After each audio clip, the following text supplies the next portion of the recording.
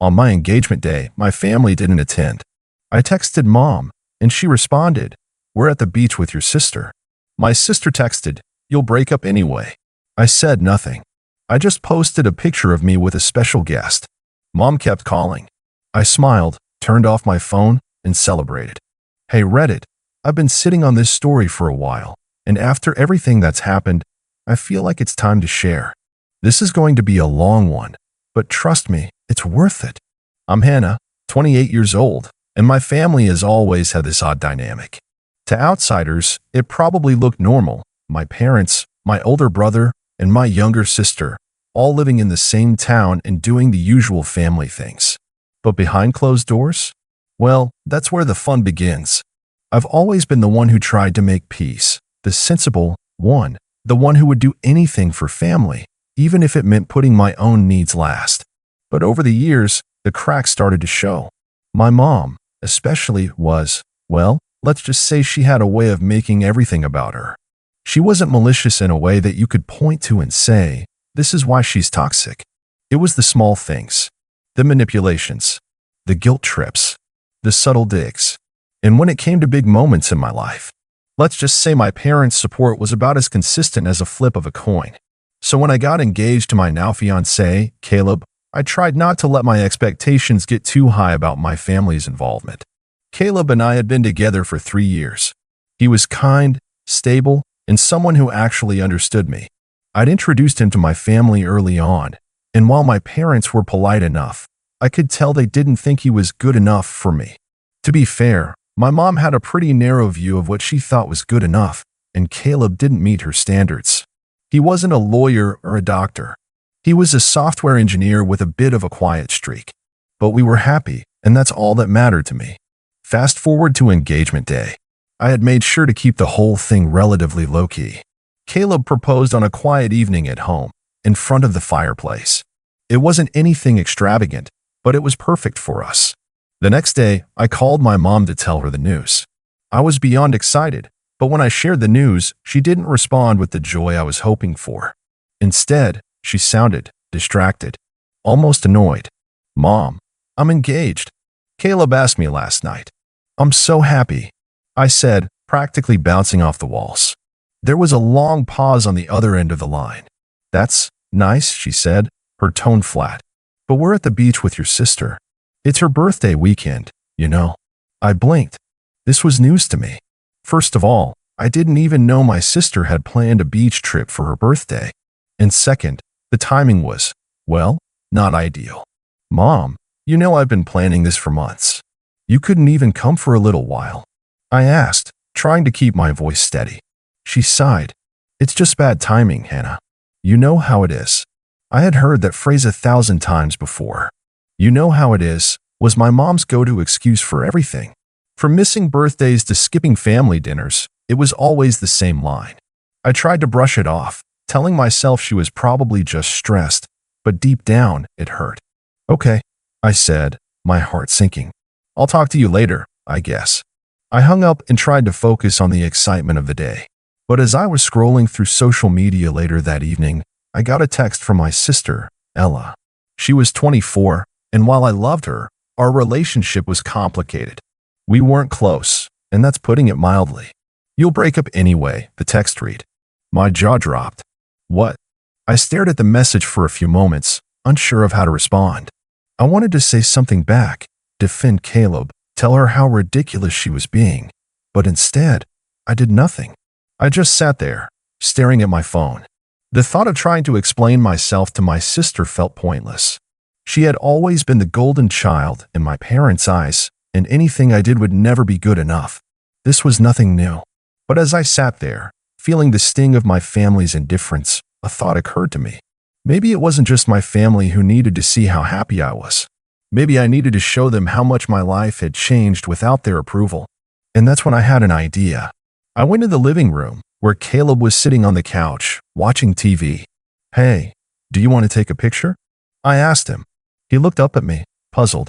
"A picture of what?" "Of us," I said, smiling.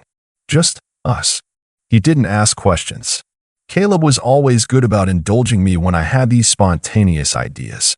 He agreed, and we stood together, arms around each other, as I snapped a few pictures of us looking ridiculously happy. It was then that I posted the photo online, along with a simple caption, celebrating love, no matter what.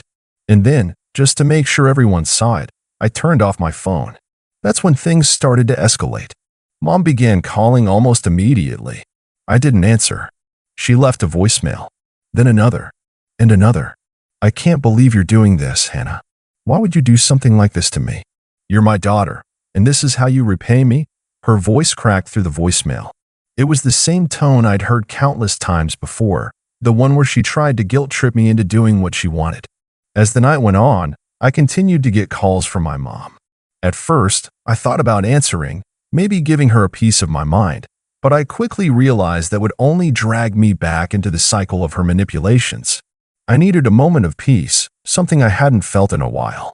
So, I just kept my phone off, focusing on Caleb. He had been understanding from the start, but I could see a hint of concern on his face as the calls kept coming. He didn't want to see me upset. But honestly, I was beyond upset at this point. I was done. I had spent so many years trying to please my family. I'd been over backward for them, attending every holiday, putting up with every comment, every passive-aggressive remark, all in the hopes that they'd one day show up for me, that they'd support me when I needed them the most. But after that phone call with my mom, I knew I had been fooling myself. Around 11 p.m., when Caleb and I were about to head to bed, I finally checked my phone. There were more messages. My mom had sent me 2 more texts, both of them harsh and accusing. This is a joke, right? I can't believe you're choosing him over your family. I'm ashamed of you. I took a deep breath and felt that familiar pit in my stomach. It was a feeling I had grown accustomed to over the years, the deep-seated guilt my mom always seemed to plant in me with her words. But this time, it didn't stick. I felt something different. Anger. And a sense of power I hadn't had in years. I knew what she was doing. She was trying to push my buttons, make me feel guilty enough to apologize, to beg for her approval. She'd done it so many times before. But this time, I wasn't going to give in. This time, I wasn't going to let her manipulate me. I didn't respond to her texts. Instead, I sent one to my sister. The message was short but packed a punch. You're right. We probably will break up. But that's not why I'm posting this. I'm posting it because for the first time, I don't need your approval. I hit send and set my phone on the table. Caleb was in the bathroom, brushing his teeth, and I could hear him humming a song to himself. I felt a sense of clarity I hadn't known I could have. Maybe this wasn't how I had imagined things would go. Maybe I had hoped for my family's approval, their support, but I realized something that night. I didn't need them anymore. Not in the way I thought I did. As I lay in bed, I couldn't shake the nagging feeling that things were only going to get worse. My family's behavior had been escalating over the past few years, but now that I had actually made a decision for myself, I knew they were going to fight back harder. My mom especially. The more I thought about it, the more I realized how unhealthy the dynamic had been. But the truth was, this was the first time I wasn't afraid of their anger. In a way, it felt like liberation. The next morning, I woke up to even more messages, this time from both my mom and my sister. My phone was buzzing nonstop as I tried to eat breakfast, but I didn't pick it up. Caleb noticed my hesitance. Do you want to talk about it? He asked gently, sensing the tension. I looked at him, feeling a mixture of gratitude and frustration. It's just them. They're upset. They always are when I make a decision for myself. Caleb sat down beside me, his arm around my shoulders. I get it, but you don't need to deal with it alone, okay? I'm here for you. I gave him a small smile, grateful for his support, but part of me felt the familiar weight of my family's disapproval creeping in again. I hated that it still had this effect on me, but I promised myself I wouldn't let it control me anymore. By noon, I couldn't put it off any longer. I decided to check the messages. There was one from my mom, this time a voicemail. She sounded frantic, desperate even. Hannah, why are you doing this to me? This is supposed to be a time for family. Why do you always have to make things about you? You know how important this trip with your sister is. She's been so upset lately. Why can't you just let me enjoy one moment without causing a scene? I didn't know whether to feel guilty or frustrated. I had heard this kind of manipulative language from her countless times before. She was trying to make me feel like the bad guy for simply living my life. The guilt trip was her go-to move, and she knew how to make it sting. I scrolled past the voicemail and opened a text from Ella. I don't understand you sometimes. Do you really think Caleb is worth all this drama? You're always doing this. You're always acting like you're the victim. Maybe if you actually cared about your family, you'd put us first for once. It stung. It really did. Ella was always the one who seemed to think I was the problem. The one who had no idea how hard I had worked to maintain any semblance of family unity. And now, it seemed like she was on Mom's side. The guilt bubbled up in my chest, but I quickly squashed it down. This was how it always went. I knew my family was going to turn it into something about them, something about their hurt feelings, but I refused to let them derail me again. Instead of responding, I made a decision. I had already done something out of character by posting that picture of Caleb and me. I wasn't going to back down now. The next few days were a whirlwind of texts and missed calls. My mom and Ella didn't give up. In fact, it felt like they were turning up the heat. At first, I tried to ignore it, but it became impossible. It was as if every message and voicemail was a personal attack, trying to make me second-guess myself. One of the messages from my mom made my blood run cold. You're ruining everything, Hannah. You know your father's not well. He's been feeling worse, and you're making this about you. You can't even show up for your family when we need you the most. Do you want to be known as the daughter who abandoned her parents? You're going to regret this. That one hit harder than I care to admit. My dad had been dealing with some health issues for the past year. It wasn't a secret, and I'd been doing my best to help out where I could. But the way my mom phrased it, she made it sound like I was some heartless person who hadn't been supportive. And the guilt she was trying to pile on me, it was suffocating. I knew my mom. She knew how to hit where it hurt, how to twist the knife just enough to make me feel like the worst person in the world for not doing things her way. But I wasn't going to give in. Not this time. Caleb noticed how I'd been spiraling, but he didn't push me to talk about it. He just gave me space, letting me process. I could see how much he hated seeing me like this, caught between my family's emotional blackmail and my desire to finally stand up for myself. It was a couple of days after that voicemail from my mom when Ella texted me again. This time, the message was cold and dismissive. You've really made your choice, haven't you? I don't know how you can be so selfish. Dad's health is declining, and you're making us all choose between you and him. This is all because of Caleb, isn't it? You're willing to ruin everything for a guy who's just going to let you down eventually. I don't get it. But fine, do whatever you want. I'm done trying to get through to you. At that point, I couldn't ignore the resentment in her words. It wasn't just about Caleb. It was about me. It was always about me. Ella had never really been on my side, and every time I tried to reach out to her, she'd somehow managed to turn it around and make me feel like I was the one to blame. I'd been patient with her for years, hoping that one day we could be close. But now, I could see that it was never going to happen. I stared at my phone, my fingers hovering over the keyboard, wanting to respond, to say something, anything that would make her understand. But deep down, I knew it wouldn't change anything. She had already made up her mind. Instead, I did something that surprised even me. I posted another picture on social media, this time of Caleb and me at a small dinner we'd gone to the night before. We were holding hands, smiling, relaxed. I captioned it, to love and to trust, no matter the noise around us. I felt a sense of calm wash over me after posting it. I wasn't going to keep hiding. I wasn't going to let my family's guilt trip me into silence any longer. Caleb was my partner, and he was the one who supported me, the one who understood me. And no matter what my family said, no matter what they did, I wasn't going to let them take that away from me. But then, the calls started coming again. This time, it wasn't just my mom. My dad called, too. His voice was weak, and I could hear the fatigue in his breath as he spoke. Hannah, why don't you just let us be a part of your life?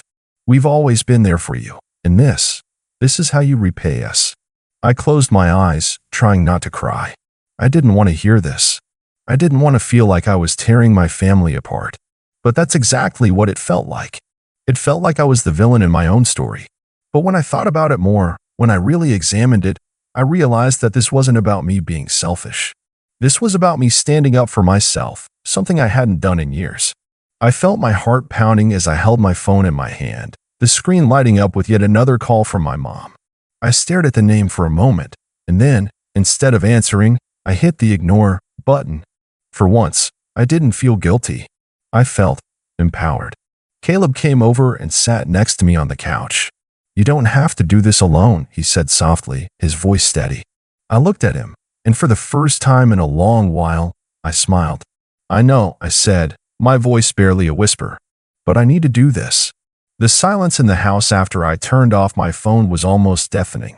Caleb was beside me, but it felt like my family's words were echoing in my head, ringing louder than anything else.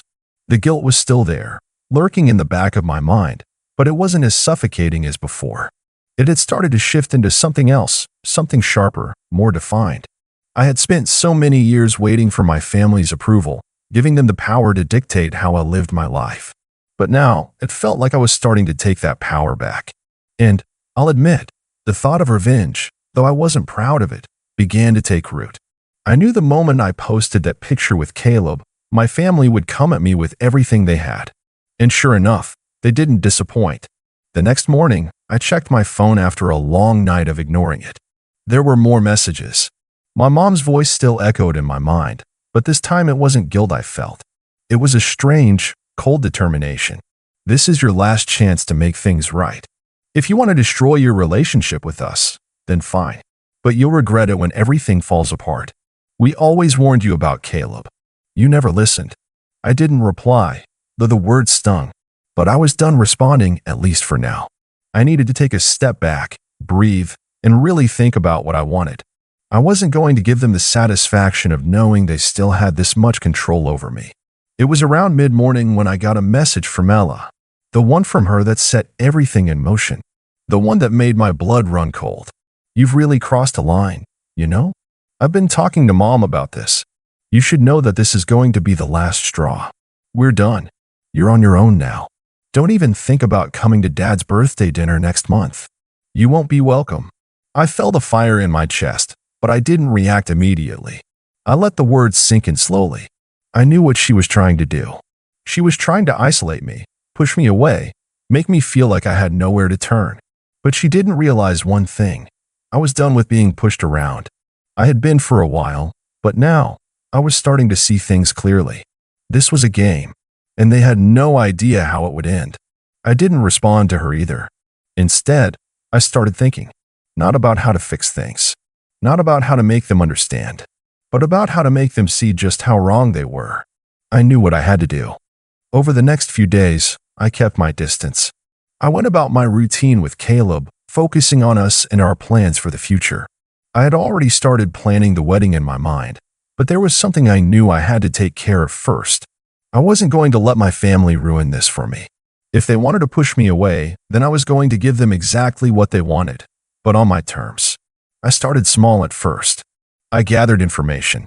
I reached out to a few of our mutual family friends, the ones who were still on good terms with both sides, asking questions, probing for any weaknesses, any little details that could be useful. It was Ella who had made the mistake of trying to shut me out completely. I knew her, maybe better than she realized. She had this thing about always being in control, about being the one who did things right in our family's eyes.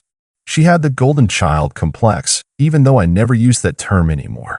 I knew she'd never let me get the upper hand. So I began with something simple but effective.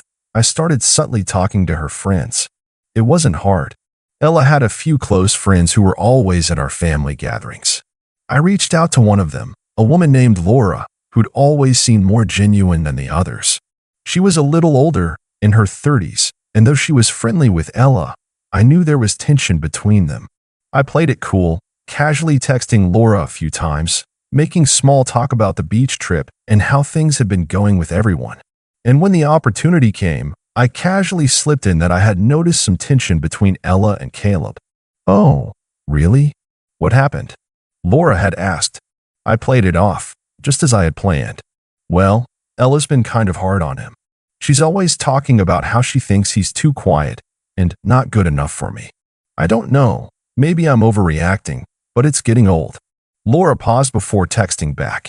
"Ella's always been that way, you know. She thinks everyone should live up to her standards." I smiled. Laura was a bit of an open book. Now that I had planted that seed in her head, I could already hear it in my mind. She'd pass it on, maybe even tell a few others. It wasn't much, but it was enough to start shaking things up. Enough to make people question Ella's judgment, to make her look like the one stirring the pot instead of me. But I wasn't done yet. I knew Ella's biggest weakness, her need for approval. She craved it from Mom, from Dad, from everyone around her. She lived for the validation that came from being the perfect daughter, the one who always did things right. The problem with that? It made her blind to the cracks in the facade. A few days later, I planted another small detail, this time involving a conversation Ella had with Caleb. I made sure to bring it up during a family dinner, casually mentioning that Ella had said something funny the other day when we were talking. She said she didn't think Caleb would be around much longer. Like, she was certain you two wouldn't last. I didn't mention exactly when or where the conversation had happened. I just let it sit there, like a seed planted in a garden, ready to grow. And sure enough, the next time I saw my mom, she mentioned it. Why does Ella think Caleb isn't good enough for you? I mean, you're not going to listen to her, are you? I knew exactly what I was doing. I wasn't attacking them head on. No, I was letting them do the work themselves. I was making them doubt each other, making them second-guess their own words, their own judgments. Over the next few weeks, I executed my plan carefully. The subtle manipulations, the whispers of doubt, all slowly started to chip away at my family's foundation. What I had done was not dramatic or overt. It was much more insidious. I had let the seeds of distrust grow without their realizing it, and by the time they pieced it all together, it was too late for them to take it back. First, my mom called. I answered this time. Hannah, I don't understand what's going on. Why are you doing this? Why are you trying to destroy everything? Ella said, Caleb. I cut her off, my voice firm. You and Ella have made it perfectly clear how you feel about Caleb and me. I don't need to hear it anymore. You've made it clear I don't belong, that I'm just some disappointment to you. But I've had enough. I've been trying for years to make you proud, to make things work, but you've never accepted me as I am. And you know what? I'm done. I'm not going to beg for your approval anymore. There was silence on the other end. It was rare for me to stand up to her, but now it felt like a weight was lifted off my chest. The years of guilt and manipulation suddenly felt trivial. Well, I guess that's your choice, then, she said, her voice cold. But don't come crawling back when you realize how much you've lost. I hung up without a word. Ella, meanwhile, had started to unravel. Her need for control had turned against her. I kept talking to her friends, dropping little comments here and there. I wasn't trying to make her look bad. She was already doing that all on her own, but I wasn't going to stop it either. Her own words started to echo back to her. The little jabs about Caleb, the dismissive comments, they all started to catch up with her. Slowly, people began to notice. It was at Dad's birthday dinner, the one Ella had threatened me with, that everything truly fell apart. I had decided to attend, and I was met with a cold reception. Ella gave me nothing but icy glares, and Mom barely acknowledged me. But Caleb stood beside me, his quiet confidence unwavering. He didn't care what they thought, and that gave me strength. During the dinner, Ella let something slip. Mom, don't you think it's a little strange? That Hannah's always looking for validation from Caleb's side of the family now, she said, loud enough for everyone to hear. I could see my mom stiffen, but she didn't respond. That was the moment I realized Ella was unraveling. She was so desperate for control, so desperate to paint me as the villain, that she was beginning to lose the favor of even the family friends. They could see it now, her bitterness, her manipulations. And it wasn't long before whispers spread through the room. I didn't respond. I didn't need to. Caleb and I just looked at each other, our silent understanding clear between us. We were done. This was our moment to break free. After dinner, I got a message from Ella that night, the kind that showed just how much things had shifted. You've ruined everything. I can't believe you did this to the family. You've pushed us away for good. I'm done. And don't bother trying to fix it. I smiled, but it wasn't a smile of victory. It was a smile of relief. This was the final proof that I had made the right decision. After that, I cut ties with them completely. While part of me will always carry the weight of that decision, I know I made the right choice. They pushed me to the edge, and I finally stood up for myself. But now, I can't help but wonder, was I too harsh? Did I go too far with the revenge? I'm still not sure. Maybe I'm the one who's in the wrong for cutting them off completely. But then again, after years of being manipulated, used, and made to feel like I was never good enough, I think I deserve peace.